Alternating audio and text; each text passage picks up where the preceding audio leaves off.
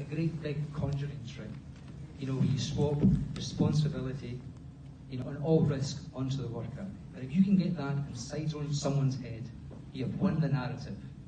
And the ultimate consequences of that are people like poor old Don Lane, and his widow was here last night.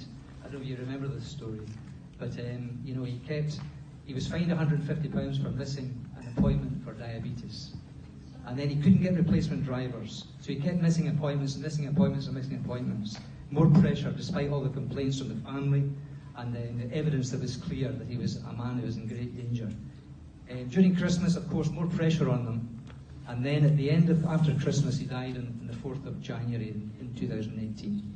And it was in his head, he had to meet the target.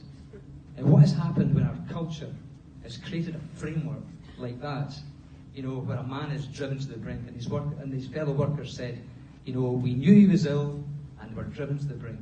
And that's what technology has done to many of these drivers. And when you speak to the care workers too, you see them running around like crazy. Spaces whenever it suits the employer. But at the same time, incredible sensitivity and generosity from care workers to the older people looking after. Some of the stories we heard from them were absolutely remarkable, really, really touching, and saying that the right to see the same person each day because they get so easily confused. So what you saw was absolutely precision-like exploitation, but on the other side, massive sensibility and generosity.